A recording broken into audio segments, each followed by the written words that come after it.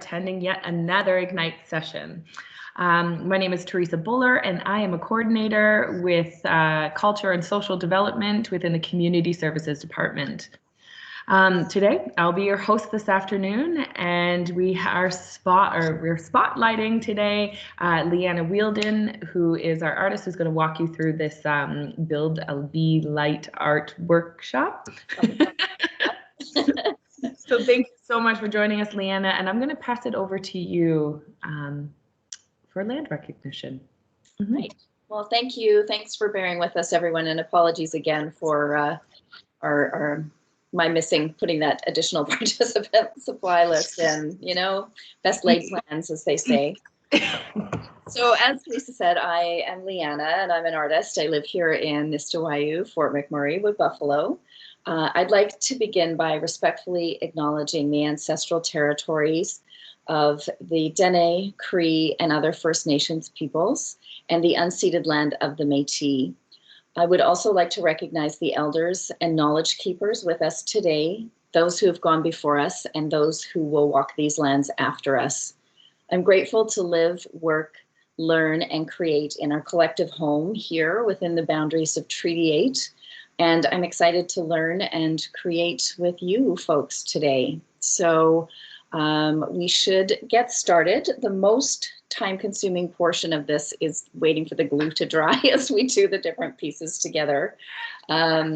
So in recognition of the fact that we're starting a little bit late, I'm going to skip going over a round table, and if we can chitter chat whilst the glue is drying later on.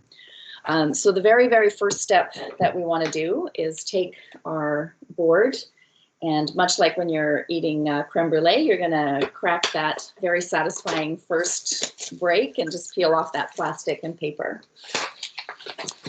If you do have some sandpaper, I do like to just give the board a little quick sand, just because they can be sometimes rough around the edges.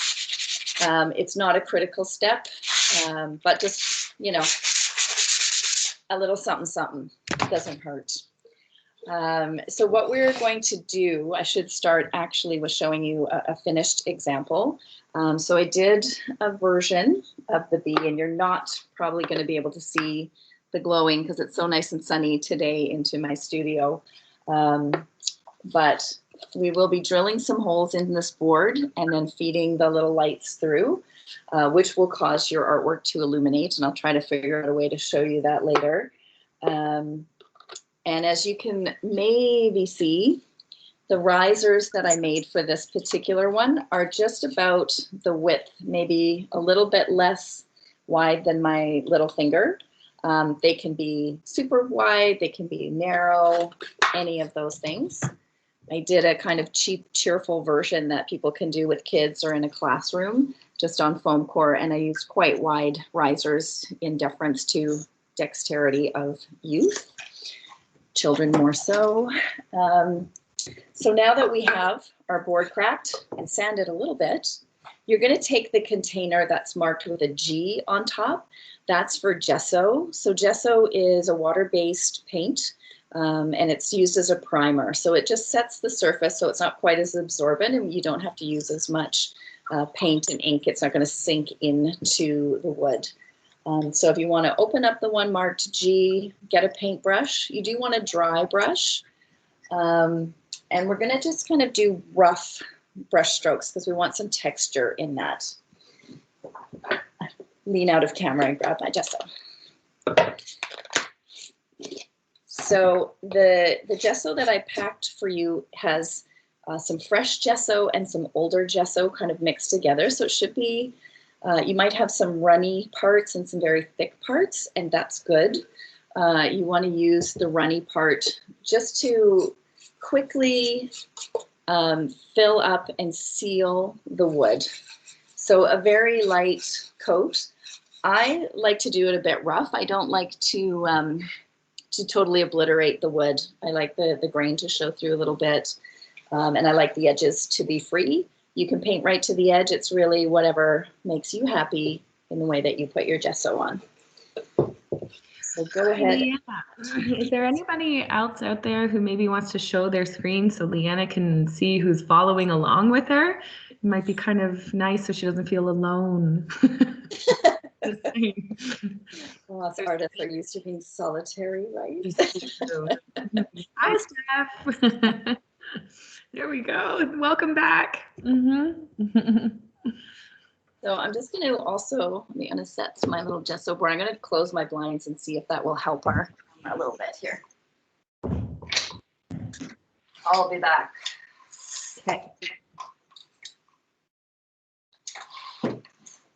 That beautiful studio. You can see her printmaking machine there. Very cool. There's a cat bed and speaker on it currently. It's all the things. You see the edges where I've just kind of not gone right to the side. That's just a Leanna thing. It doesn't have to be a you thing. And just back and forth, messy painting. That's perfect. I have my hard gesso in a different one. So I'm going to just take some of the thicker stuff and also kind of roughly scrape it on. We want to give it a little bit of texture so that when we're doing the paint wash, it has something to react against and resist against. So you can do this with thin gesso or thick gesso. It's just a little faster if you do have some that's on its last legs and dying. Otherwise, you're building up layers. And again, I think I mentioned that I'm kind of impatient, so I don't like to do that. I didn't notice. No, it's news. Yeah. So that's it. Just a light, quick, not very precious coating is good. What we call a superficial application. Precisely.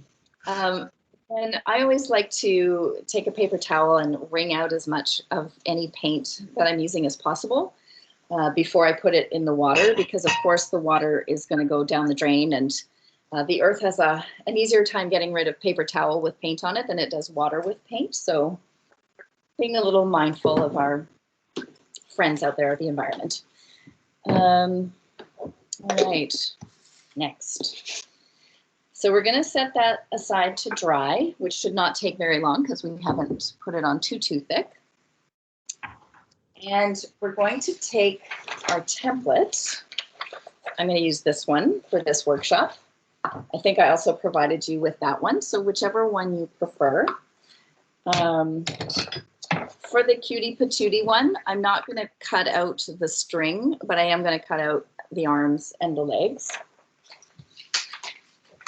And you're going to take the Yupo paper, which is just the little bit thicker piece of blank paper that you have in there. You should have 2 pieces each, just in case there's a tragedy of some sort. And the reason why I've picked this paper, you can really use any kind of cardstock, but the Yupo paper is really nice because you can use water-based paint like acrylic or like watercolor paint. And it doesn't need to be pre-stretched. For those of you that paint with water-based stuff on paper, you know that you often have to wet the paper first, stretch it, wait for it to dry. You don't need to do that with Yupo at all. They've pre-done all of that. So it's quite durable, and you can use any kind of medium on it whatsoever. The downside of Yupo, for our purposes, is that it's slippery, that coating, so that it's a little bit challenging for the glue sometimes to hold as quickly as you think it's going to. Hence the reason if you have whatever that's called, Gorilla or Crazy Glue, it works better than a regular white glue. So there's 2 ways that you can get your template pieces. One, you can cut it out from the paper, draw it on your Yupo, and cut it again. Or you can do the Leanna way, again, the impatient way, and just line it up. So you have your template and your Yupo paper together. And then just cut once. Let me show you. So for the balloon shape, if you're doing that, again, don't cut the string, just cut the actual balloon itself. And just right around, it doesn't have to be really lovely. You don't have to worry if you go off the lines, because we're not going to use those templates beyond as a guide for cutting. And of course, if you feel like you want to go freeform and make a butterfly or dragonfly or whatever, by all means, this is your illuminated artwork. It doesn't need to be this. So look like Steph just cheers us with her drink. Here we go, coffee. It's my paint water. Delicious. yes, don't make that mistake of which is my coffee, which is my paint water. Yeah, it's been done. So the template is just a guide. It doesn't have to end up being exactly the same. So yeah, presto changeo, I only had to cut once, and then I can just get rid of my template or glue it back together again as a keepsake, up to you. So I'm just going to go back in and take off some of my little pointy bits and round up my balloon. The other thing that you can do in my Cheap and Cheerful Kids version, I used a little bit of like not tissue paper, but acetate kind of paper that had some gold on it. But you can use tissue. You could use anything really. We're going to use this and paint it, or not paint it. If you want to just have a white balloon, that's entirely your decision. But there's all kinds of different things that you can use for that. So don't feel married to it. And even for the bee, you could do that same thing. So I pre-cut out my bee also. So as you can see, I did his little feet and his arm as well. How's everybody going for cutting right now? And most of it is just there for fun. Yeah, I will stop here. You're there. A little slow. It's easier if you've done it a few times. First, it's like, oh, how's this going to actually work? Exactly. And the thing about it is perfection is not needed. Not from now. Sometimes that's part of the artistic process and expression. Right? Making it more unique, right? Your balloon is like... right? A star-shaped balloon. There's all kinds of different... Heart balloon. Yeah. Right? Yeah. All the above. So everybody give a shout out when they feel that they're at the point of having cut enough that I can go on to our next step. And you can shout out. You have the ability to unmute your microphone. So I believe everybody does. So we can have an open conversation. If you're not comfortable with video, that's okay. Yeah. We are recording. So just so you know, this will be recorded and posted publicly. Hi, Dipti. I'm still cutting my bee, I was saying. Okay, no problem. Yeah, it takes a while. I cheated. Sorry, I would have to leave at 3:30 to join a meeting. Okay, not a problem. Thanks. Yeah, it's a great thing about this being recorded is you can always come back to it. Yeah, that would be nice. Yep.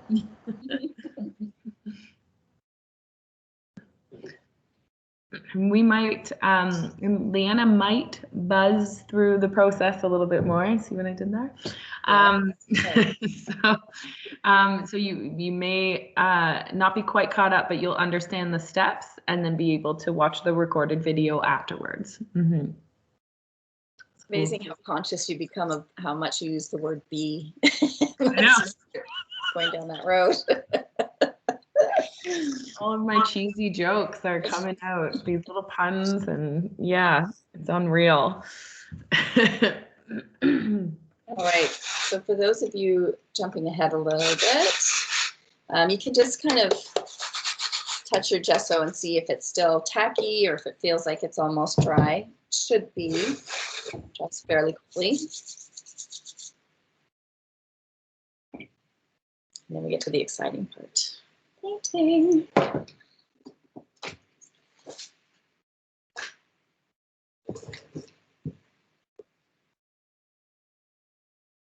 give 1 more minute for cutting, and then I'm going to move into staining.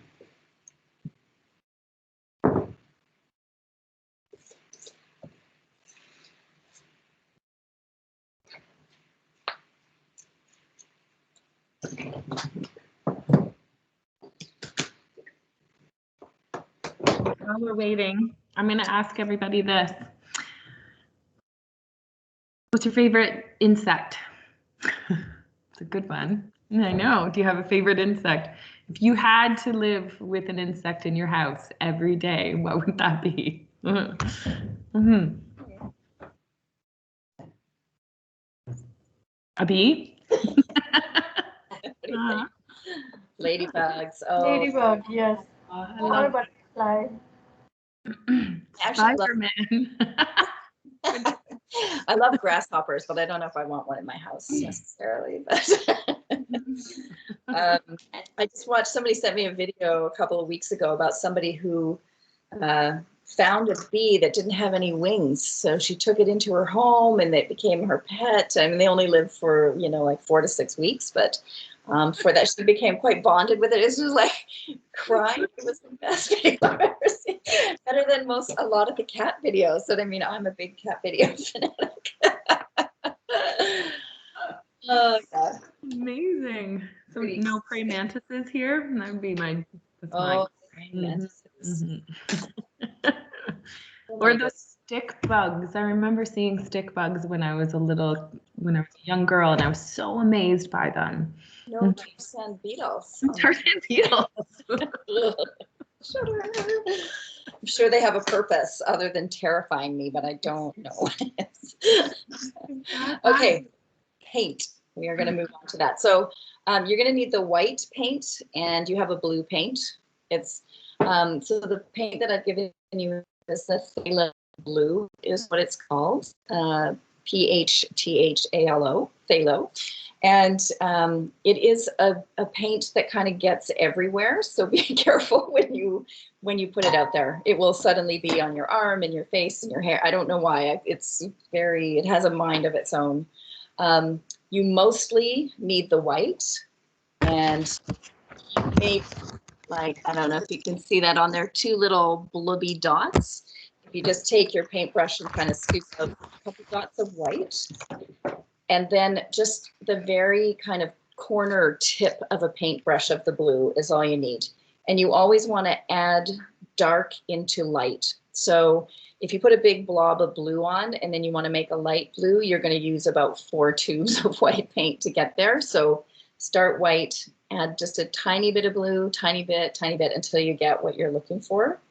And particularly with the phthalo, because it's quite intense. So here is my little corner of a paintbrush of blue.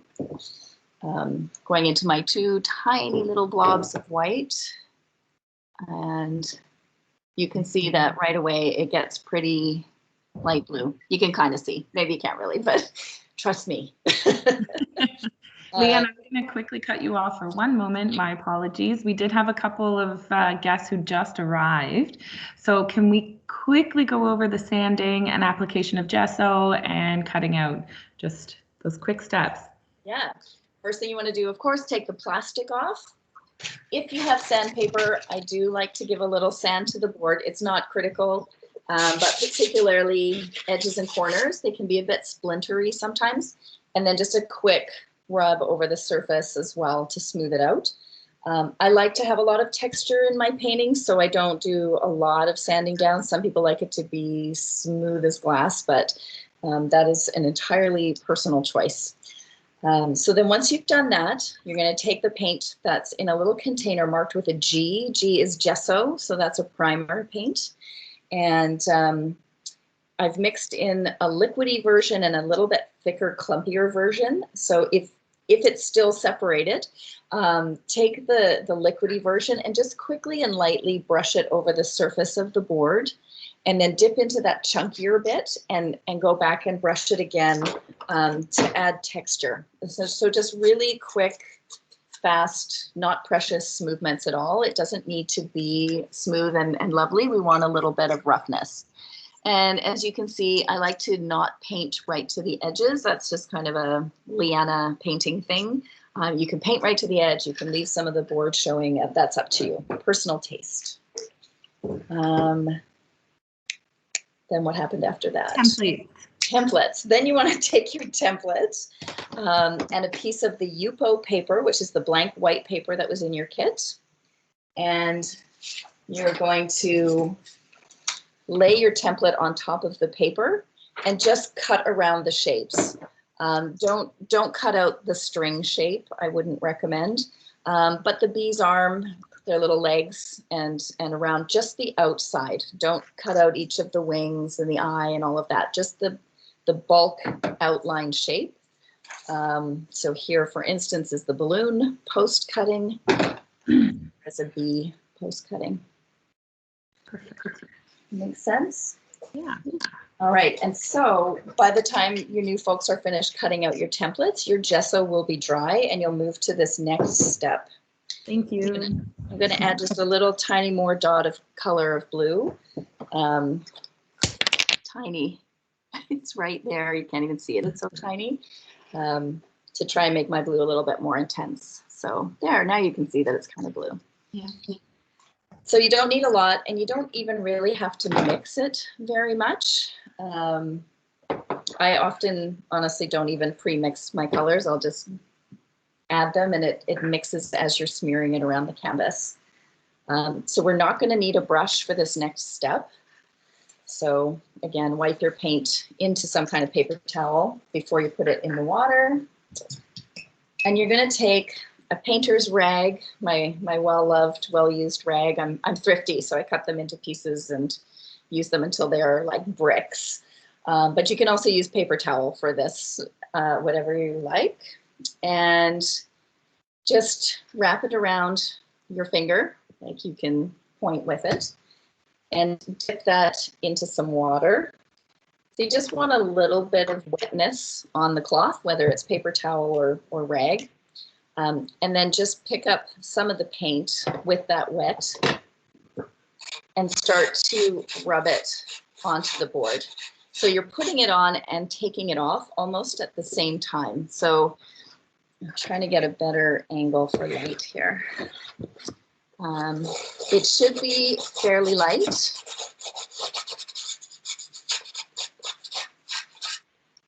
Can you see that sort of kind of? And again, you can go right to the edge. You can leave a little border. It's up to you. And if you get it on too thick in one spot, just dip your rag again and get it wet, and it will smear around. Water, little paint, little smear, little water. So, and as you can see, as you're doing that, because we're applying it so thinly, you'll see on your own board, maybe not so much mine, but some of the white clumpy gesso is starting to show through and give you a little texture.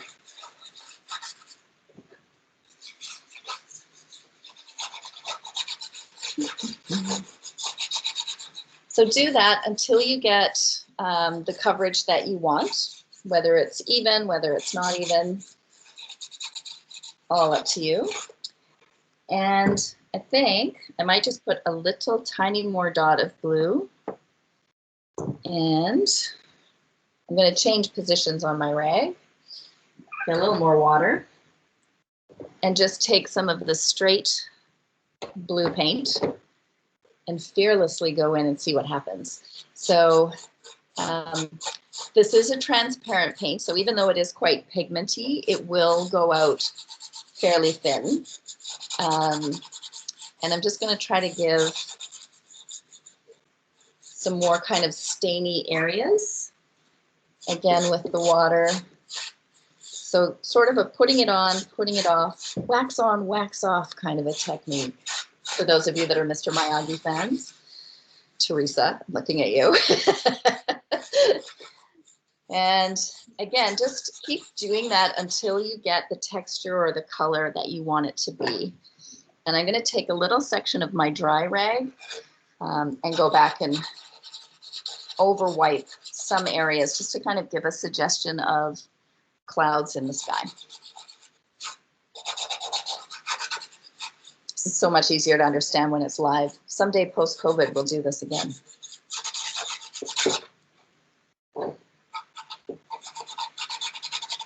And again, there's no right or wrong or my cloud looks like this and yours doesn't. It's just how that texture falls out, how the wood grain is going to react. You never quite know. So that's the joy of painting, is it's going to do what it's going to do. Okay, so let's see. It's wrong to be cursing the sunlight, but sort of, kind of.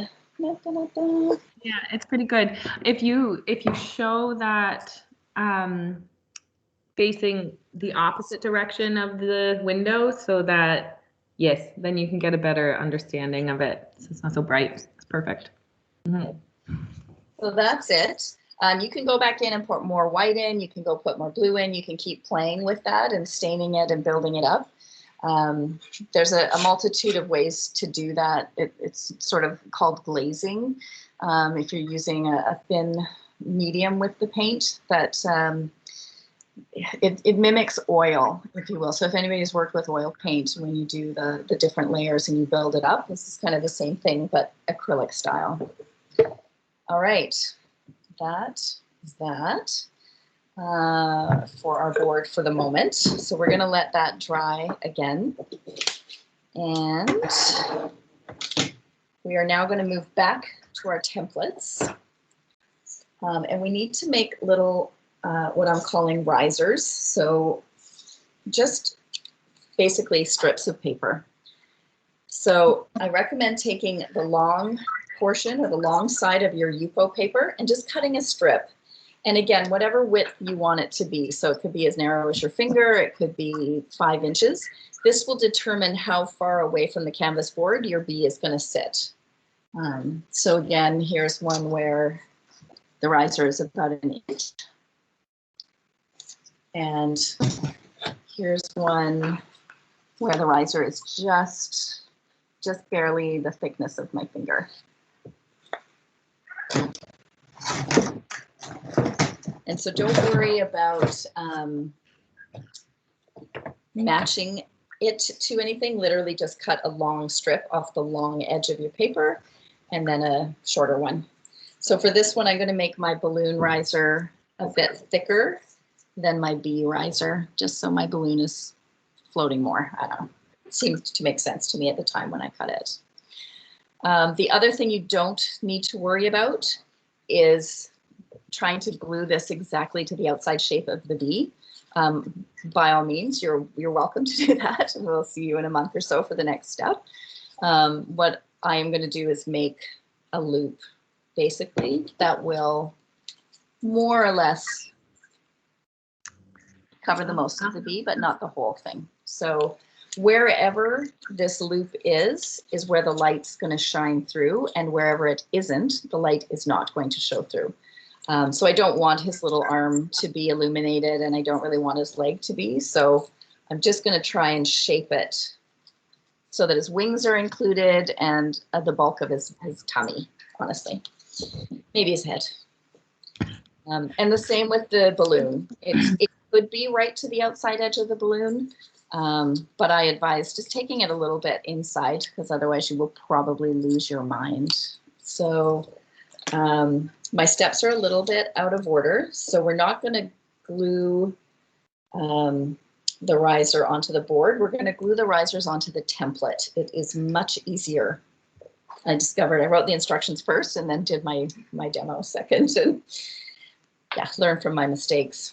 So I do have a little handy dandy Gorilla Super Glue here that allegedly dries in 10 seconds. And again, you don't have to be very careful. You can just put a bead of glue around near the edge of the outside of the template. You are not going to be able to see that. And also remember that your fingers will glue together instantly if you touch the tip of the glue, and then, so yeah. But what works really well to get it off is hand sanitizer, or goof off or goop off, whatever that stuff's called, if you have it. And just keep your fingers away from each other. I have permanently glued my fingertips. So if I have to get fingerprinted for anything, I'm probably one of those people that no longer has fingertip. What are they called? Fingerprints. So yeah, just a messy bead of glue around there. You're not going to see it. And we just want to have a little bit more than we think is necessary so that it will dry solidly. And you're going to take your riser and just shape it into that glue. So for the balloon, a nice simple circular shape. And let's see if I can do this in the air.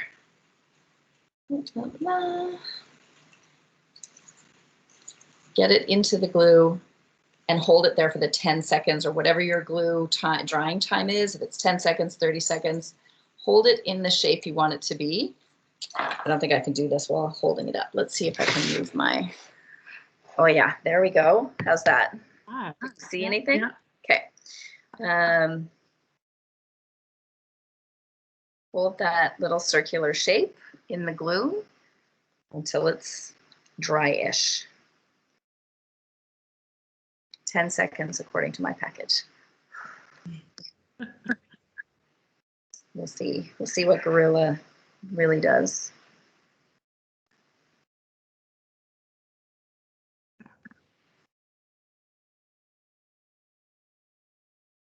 And as I mentioned, the UPO paper is a little bit slippery, so sometimes the drying time's a little bit off, but hold that down and think happy thoughts.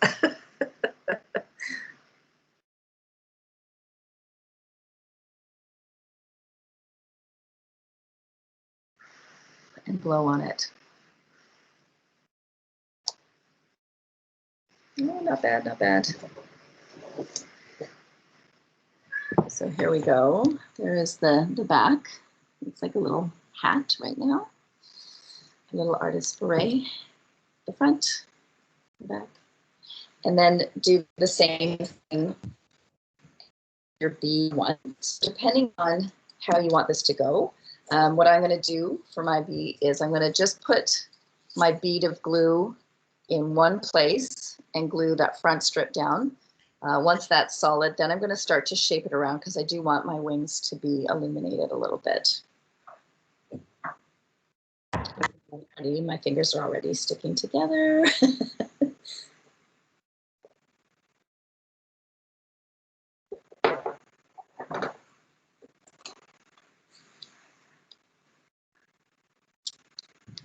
Hey, camera.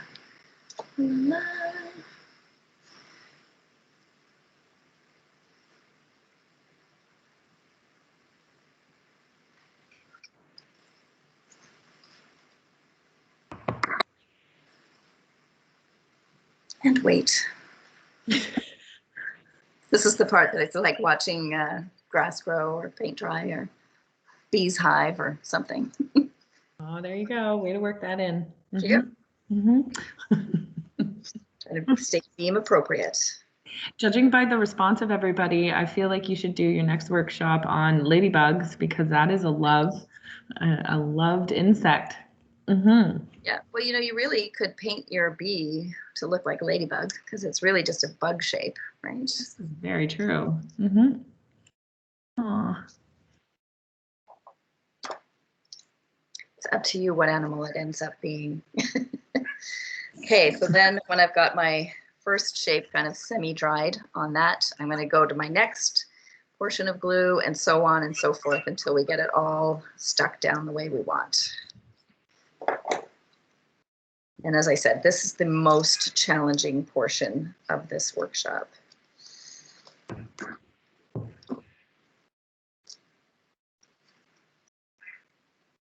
Don't be afraid if it looks goopy. You're not going to see it.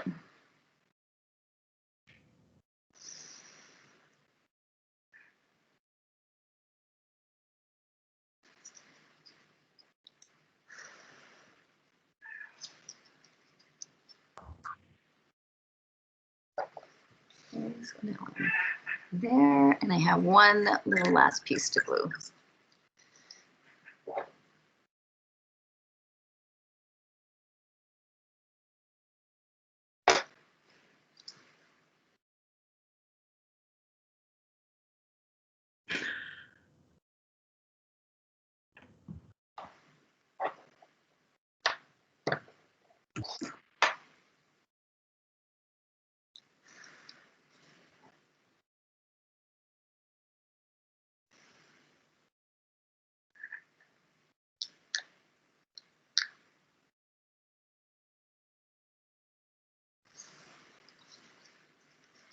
So you can see it's kind of a teardrop shape that I made on the back. You could make a perfect circle. You could make a square. You can do it whatever way works for you. No right or wrong. Back up to me. So once we have that, we're going to paint. I put the lid on my glue first. How are you doing, Steph? Pretty good. I use tape. I hope that's okay. Oh, tape is perfect. Yep. So you failed, Steph. That's it. You're out. Somebody. My glue stick was getting really frustrating. I was like, I don't have glue that dries in 10 seconds. It's and a lot of the glues that are like dries in 4 minutes, and it's more like 24 minutes. Okay, so we have our two little pieces, and this is the creative / challenging part. So for your bug, your bee, you can do with my template. Oh, here you are. You can follow along with my handy dandy way that I drew the bee. You can paint the bee freehand. You can do whatever your little heart desires. Again, this is your bee. Make it your thing. And if you want to draw, but be very light because the yellow paint is very transparent. If you draw a really dark pencil line, it will show under the yellow paint. So, depending on your aesthetic, that might work for you and it might not. But you might want to give yourself a guiding line, and you might just want to freehand paint. So that, again, is up to you. Always start with your lightest color and move to your darkest color when painting. So not just when you're mixing paint, but actually when you're applying paint also.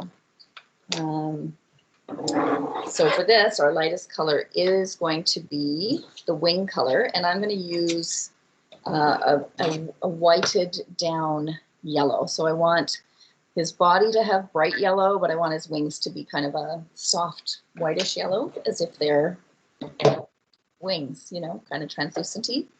So again, with the white, let's do this again and see if that works. My paint palette is well loved, so it's quite messy. And again, you don't need a ton. You're going to have quite a bit of paint left over. So just a little, something the size of not even a dime, like a half of a dime of white. And you can put out more of the yellow if you want, because we're going to be using yellow for other stuff. But as far as mixing it for the wings, you just need a tiny brush bit of it again. The white I've given you is titanium white, so it's an opaque white, and it will make colors more pastel or lighter. It'll add opacity. So if it's a translucent paint, it will make it more opaque. And then we're going to paint his little wings. And I have a little blue on my paintbrush because I didn't do a good job cleaning, but that's okay. Things are never all one color anyways. And that you can, random question, but can you lower or dim your window light in your I wonder if I turn my camera this way. It's too much light hitting the piece, so it's whiting it out. Okay, how's that? Is this? Yeah, that's better. Is that better? Okay. Let me go this way. There you see all my mess that I was trying to hide. That's fine. It's okay. That's why I blurred my screen. But unfortunately, it might not work for you. Okay, let's see if this is any better. Yeah, no, yeah. Yeah. I can see the yellow now a little bit more, so that's good. Steph? I don't know. Bye, Dipti. Thank you for joining us. We'll be asking for, images of your artwork later on, hopefully. And then we'll score it. We'll adjudicate it. Let's do competition. All right, so my wings are a little more yellow than I want. So, and also I got some blue in them. So I'm just going to put some straight white on just to give them a little bit more texture. Kind of, sort of. Yeah, yeah. So again, it doesn't need to be precious because they're organic and they do have texture and shape and all that kind of stuff to them. And do I want to do, yeah.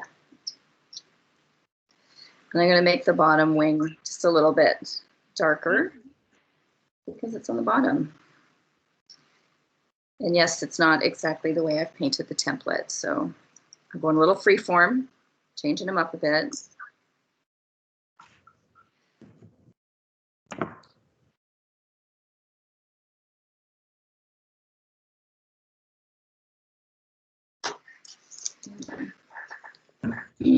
Not at all.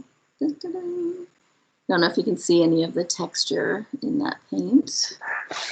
Go up this way and see. Oh, maybe. So yeah, I've got some ridges and stuff in there just to kind of give him a little separation. And then I'm going to take a little bit of just the solid yellow and put a little shadowing. So you can kind of see a little separation of the wings a little bit better. Just a line down here. So nothing here. Yeah, that makes sense. Yeah. So bees actually have 4 wings, but I typically draw them with 2 or 1 or whatever my little, that moment inspires me to do. I see. Yeah, that shadow. And I'm going to wipe the white out of that brush. And I'm going to go the solid yellow bands of the bee. Find that good lighting, that sweet spot. Maybe there it's better. Yeah. So for my It Was Always You installation, I made all the little bee faces yellow just so you could see their faces, their eyes and smiles better. These typically have black to start and then yellow and then black and then yellow and black. But again, it's your bee, so you make your bee however you want it to be. So again, thick, use a fair chunk of the paint and make it thick because bees are fuzzy and furry. So you don't have to make a smooth, flat thing. It can have some fun texture to it. I need more paint.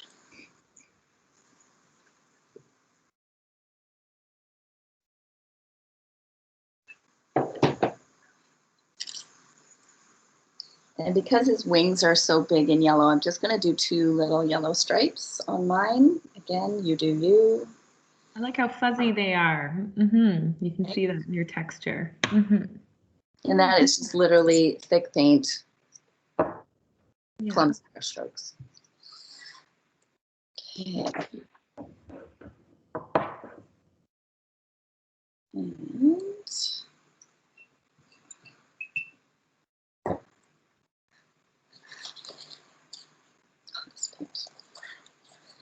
And then I'm just going to move to a different brush so that I'm not taking so much yellow. And I'm going to paint the black portion, as long as I can find black paint, which I bought specially in honor of this workshop because I generally never use black, but I'm going to get into the complexities of how to make black in an hour and a half workshop. Yeah.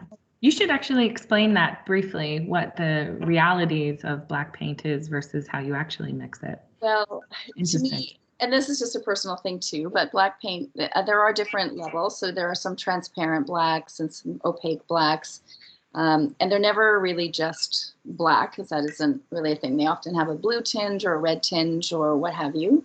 But I just find that it's very flat looking and I don't like that. So I usually make my own. So I'll use some purple and some red and some indigo and in black is the presence of all color, I think. I have that straight, right? And white is the absence of all color. So you can make black really just by accident. I'm sure anybody who's tried to mix some colors and they think, oh, I'm gonna make this fantastic purple and or brown, and suddenly it's not. That's how you make black. So I often make it by layering. So I'll start with a very thin coat of purple, and then I'll do a very thin coat of magenta, and then a thin coat of ochre, or whatever color, whatever tint I want it to have, rather than just straight up using black. But that's just me. Also, just there's nothing wrong with buying and using black paint. So yeah, now I'm going to fill in my black bits. So I want his little feet to be black and rough, thick paint again, because he's fuzzy. And I'm going to be just a little bit more careful around his wings because they're supposed to be sitting on top of the fuzzy part. But again, they're an organic thing, so feel free to make them fuzzy. And with this Yupo paper being slippery, if I take a dry or a brush, I can go back in and peel some of that off, just to give them some more texture in letting the white paper show through. Personal thing again, whatever makes you happy, do that. And then also with that same dry brush, you can pull some of the yellow down into the black, or the black up into the yellow, just to give it a little shading / texture. Or you can just paint it flat if you want them to look kind of cartoony like the template. Also fun.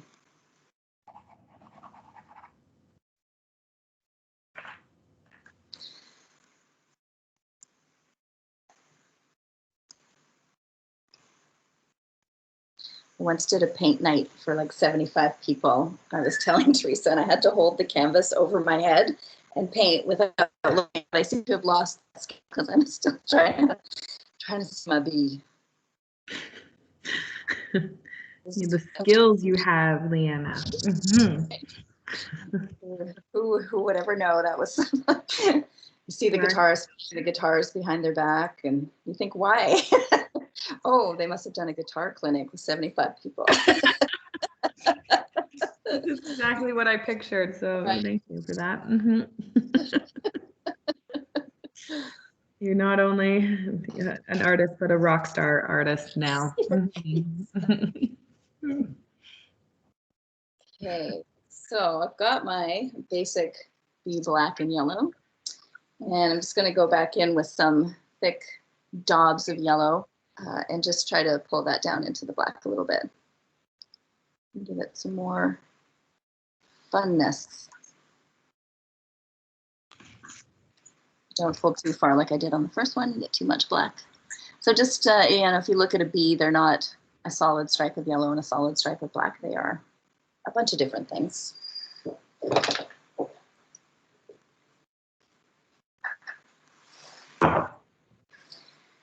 All right, and again, a friendly reminder to wipe your paint onto a rag or paper towel before putting it in the water. And with acrylic paint, you don't want to leave your paintbrushes sitting too long because it does dry quite quickly. This paint that I've provided you is called Chroma, is the name of the manufacturer, and they're an artisanal paint company that's located on Granville Island in BC. And their paint is really, really nice quality. Actually, I much prefer it to Golden. A lot of people use Golden. Chroma paint is about half the price, and it's just beautiful. It's so buttery, and it does stay wet more than like a Liquitex does or that kind of thing. It's very similar to Golden, but I find it still just a little bit even more creamy. So highly recommended if you're looking to buy paint, go Chroma. And they're just a small little business that's been on Granville Island forever. Cool, so we are here with our bee, perhaps. I'm gonna fix up the wings a little bit because I see it's too messy at the top. I don't like it. Bear with me.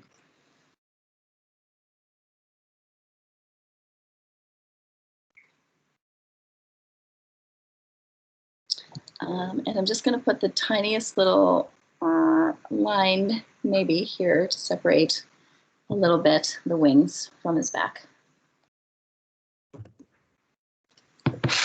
And the light is changing. Okay, so now, well, we have our messy fingers. You can paint the riser just so that that glaring white doesn't show as much. You could do that with black or yellow or a little bit of the blue or the red, whatever color you want. It's not going to show a ton, but you will be able to see it sometimes from different places. I'll just use the black since I have splooged so much of it out. And again, it just needs to be dry. It's not going to show, so don't worry about how that looks on the back. It doesn't have to be clean or perfect. Just going to obliterate the white a little bit. And if you want to leave some parts of it white, then it's going to glow out that side a little more. Feel free to do that.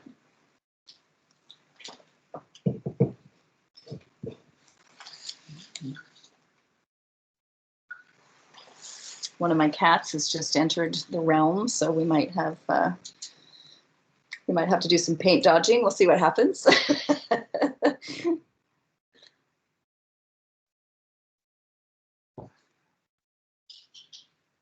Supposed to be asleep until 5. Okay, so just, yeah, rough, messy, yet painted. Set that guy aside. And when you're ready, then just move on to the balloon portion, assuming that you're doing the bee with the balloon. And I want my balloon to be pink, hence the red and the white that you have.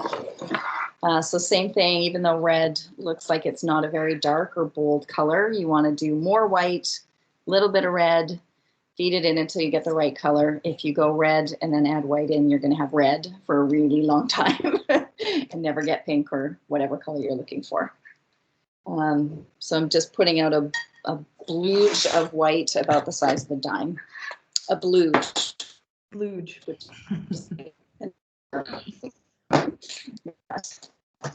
A blooge. Oh, good. Thanks. How is it going? How's everybody else doing? Rabia, how are you doing? I don't know if she can hear us. I'm just still processing it. That's okay. That's okay.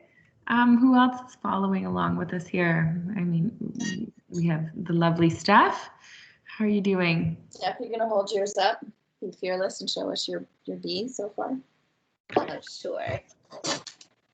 This is. Oh, it's That looks great. It's Nice. beautiful. I feel like I've known you for a Thank long you. time, but I didn't know you were an artist, so that's good.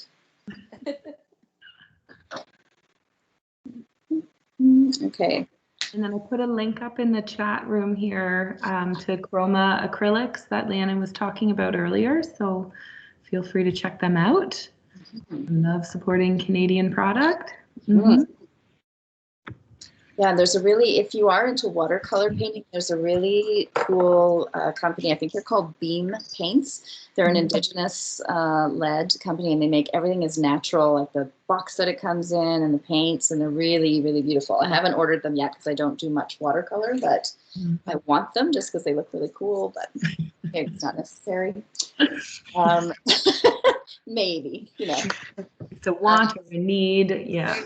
Yeah, it's a fine line. So again, with my messy palette, I've got my blooge of white, and I just dipped my paintbrush into the red. And you can see, I think, how quickly even just that turns that pretty dark. So, and if your paint is getting dry, you can just dip your paintbrush a little bit into water, just, you know, a little bit beyond the tip. You don't need a ton of water. But a little bit of water will, of course, extend it a bit because all of these paints are water-based. And although they are water-based, I probably should have said this earlier, if you're wearing a nice outfit and you get that on your nice outfit, you want to stop immediately and rinse it out because they will stay forever. They don't really wash out. So, balloon, paint balloon, the balloon color.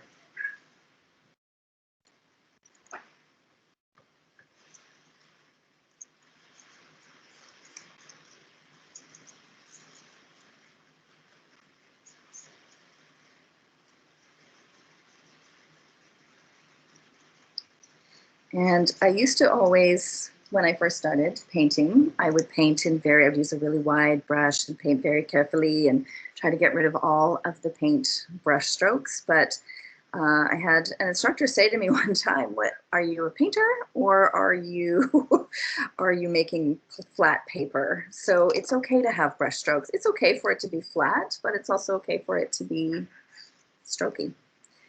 So again, you do you. It also shows that authenticity of it too. So But it is actually painted. yeah. And as I said, if you wanted to just use tissue or some cellophane or whatever, even tin foil, anything that would give it some different kind of color or what have you, you can do that. My pink is very pale, and I'm just going to use the same to paint the risers on this. So it is, I did make mine a little deeper, as I mentioned, so they will show a little bit more. I'm still not going to be careful. I'm just going to throw that paint on there, and that's fine. I have a question about this.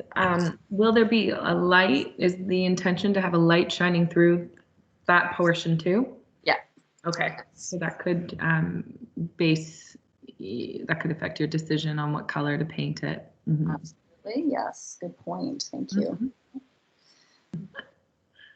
And yeah, you could absolutely just leave the paper white. You can paint it the same color as the top. You could paint the bottom black and have the top pink, or vice versa. You know, balloons come in all shapes and sizes these days. And then that is that until that dries. And you can, if you want to, you know, if you want to put a little light stroke, you know, to make it more cartoony, you can do that. It will pick up naturally, but I'm gonna leave a little cartoony stroke in mine because that's the way my art goes. Silly and fun. Okay. Check my time. Oh, 3:47, not bad. We're almost there. You're doing a great job. Everybody's doing fabulous. Mm-hmm. I'm gonna wait until the very end to put an eyeball on my little bee, just because the black is still a bit wet. So that'll probably be the very, very last step. And if you don't, you know, he could have his eyes closed. Bees often do that, so don't even think that needs to be a thing. So we're getting to the drilling part. So what's going to happen is we're going to drill, if you did this template, we're going to drill 2 holes, one for the bee and one for the balloon that he's holding. And even though you only have 1 light, the lights are about 3 meters or something. They're quite long, maybe not 3 meters, maybe they're 1 meter. It will fit into both and light them quite a bit. So what you want to do is figure out where you want your guys placed on the canvas. Just as a general, and you're going to drill 1 little hole in each of these spots. So I'm going to just sort of, that's where I want my balloon. So I'm just going to put a little X underneath it. And this is where I want my bee, and I'm just going to put a little X so that I know where to drill.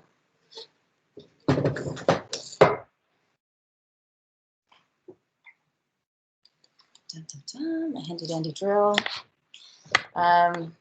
Because these are cradled, you can carefully, depending on what table you're working on and how precious it is to you, just drill right where you are because you have an inch of play. But obviously, the deeper you go, you're drilling into your table. Don't hold it like this and drill through your hand because it hurts. So don't do that. Lay it flat. Be smart. Be drill wise. And so I'm just going to put the drill bit in the middle of my X and go for it. It's going to be noisy. Well, actually, you know what? I think I'll mute just to save you.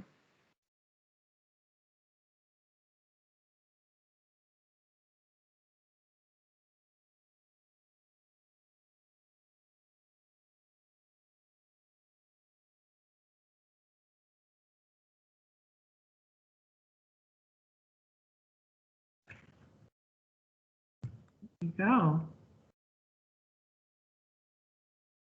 That looks great. And I guess you could kind of, there's a lot of lights on the string, so you could certainly drill, you know, as many holes as you would want. Yes, Are they being drilled underneath of like the bee and the balloon? Yes, yes. So to mark it, I figured out where they wanted to sit generally on the canvas. And then I just kind of lifted it to the side and made a rough X. So it doesn't have to be perfectly in the center, just underneath.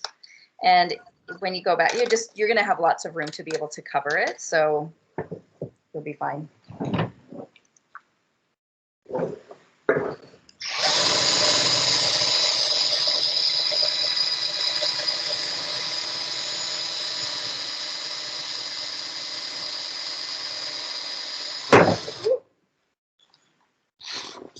There's this guy. Oh, my cat.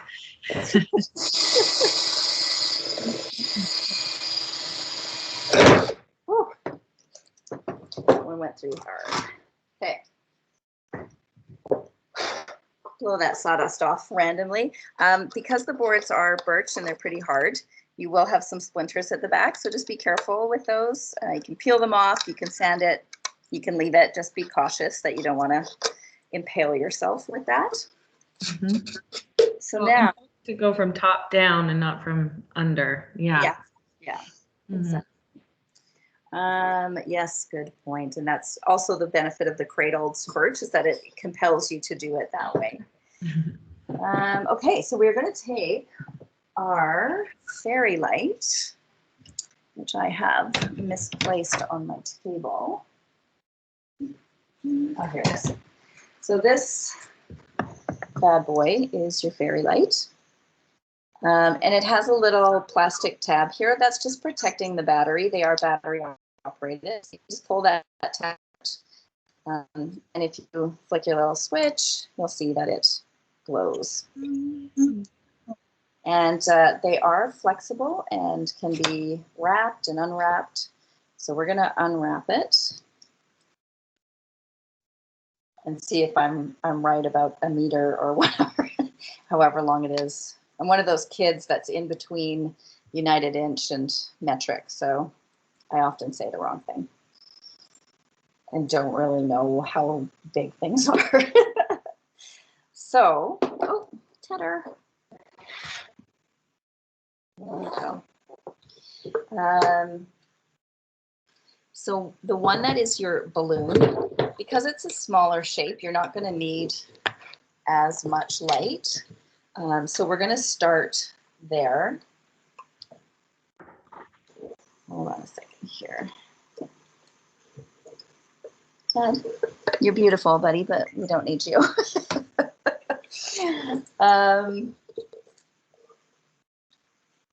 Sorry, I totally lied to you there. We're going to start with the B shape. And we're just going to, from the back of the board, we're just going to feed that light end through.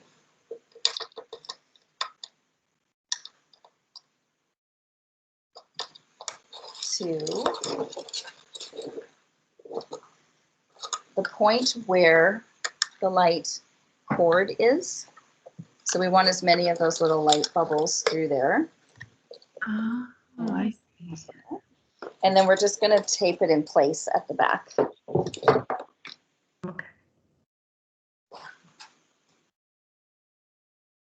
And yes, we are going to be feeding back through that hole. So some handy dandy packing tape here.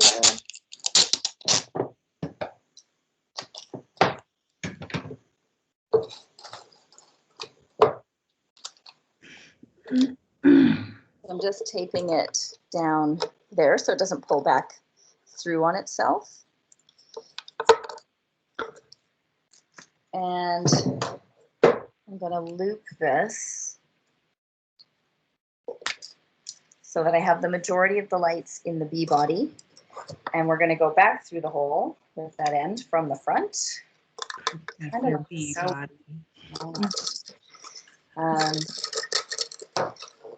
And just leave a loop of lighting.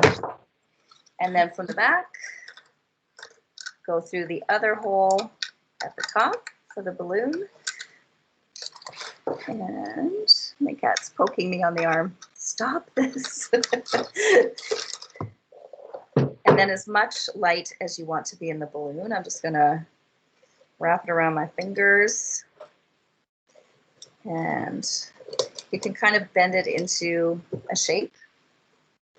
And that's that for adhering the light. Super easy. And I'm going to tape this controller down on the back also. Sorry, I'm moving out of my camera range. Don't tape over the notch that turns it on. Ted, don't eat that.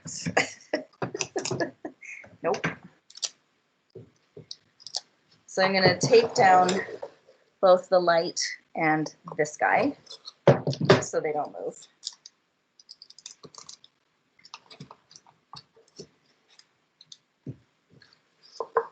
La, la, la. And we're going to take our rapid drying glue, if you are fortunate to have rapid drying.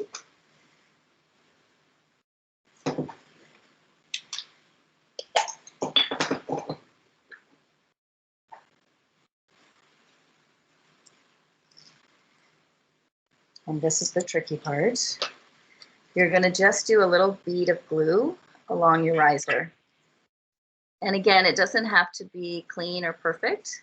It dries clear, you're not going to see it. But the more that you put on there, the easier it is going to be for it to stick.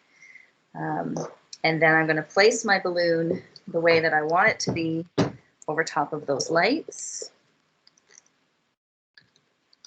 And hold it there for 10 seconds until it dries. Right. 1,000, 2,000, 3,000. Thanks. Looks amazing already.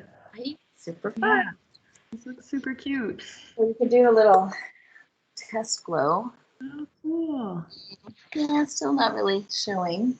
We can see it. I don't know. I can see this. I'm gonna put a top underneath the table. Hold on a second. So you can kind of see the balloon glowing a little bit more. Kind of, sort of. Yeah. We have That a bed. didn't cause sickness. And then the same with the bee. So you're just going to kind of wrangle those lights into a bundle. And he's going to sit on top and be glued down also. Dun, dun, dun. You still can't really see him glowing because it's daylight. And then for the string, I'm just going to draw it, much as I did with this guy's buzz pattern. Right. I just did it with a paint pen. You can do it with a marker. You can do it with a paintbrush. And that's what I'm going to do for the string around the balloon, much as I did on this one. A little fun. You see? Cute. There you have it. Okay. And then once we get to that point, yeah, then you're just doing the finishing details. So putting his eyeball, if you want him to have one, putting that paint string in. And if you want to go back in and you think, oh, I want my sky to have more clouds, you still have lots of opportunity to do that. And then presto changeo, you have an illuminated piece of artwork. I'm going to turn this guy on and take him under my table and show you that. Actually, here we'll go into the bathroom. Hold on, everyone. Aww. See, it turns out pretty fun. It does turn out really fun. Mm-hmm. And these batteries in these last forever. Well, a very long time. So you can, turn it on, turn it off. It's a good party favor. Yeah. And that's that. That is that. Thank you so much, Leanna. Does anybody have any questions for Leanna before we close out this session? Pretty clear on the direction. She did a great job. Yeah. Oh my God, now we're in 10. I can do it. You can do this. You did a great job. Thank you so much, Leanna, for walking us through this process. Please be sure to come down to Lions Park. Her artwork is on display. It's called It Was Always You. Of course, all about the bees. And it's on display until October the 10th. And it's lit up like this artwork. It will be lit up every evening from 5:30 p.m. until 9:30 p.m. Of course, you can always reach out to us if you have any other additional questions or need more guidance. And Leanna is local. We have that advantage. So she can always come back and help you out with your project if need be. And once again, we do have a couple more sessions. We have the business of being an artist on October the 8th with Kevin Chow. So please sign up for that one. And then we're meeting tonight at 6 p.m. for a frisbee glow-in-the-dark frisbee golf experience. So please join for that as well. Anyways, at this point, I think we're ready to sign off so you can enjoy the rest of your day, and I'll see you at igNIGHT. You can buzz off. Buzz off. Thank you. That was a speed painting session for you. Yeah, that was awesome. I really enjoyed it. Thank you all so much. For those of you that are on this that are not finished, don't feel bad. It did take me about 2 hours probably to do my other bee. So you still need more time. We'll reach out and ask for photos maybe when you're complete, maybe within the next week or so, and see if you want to share a little bit of your artwork. Awesome. Well, thank you so much, everyone. That was fun, challenging, and done. Yay! Enjoy the rest of your day. Have a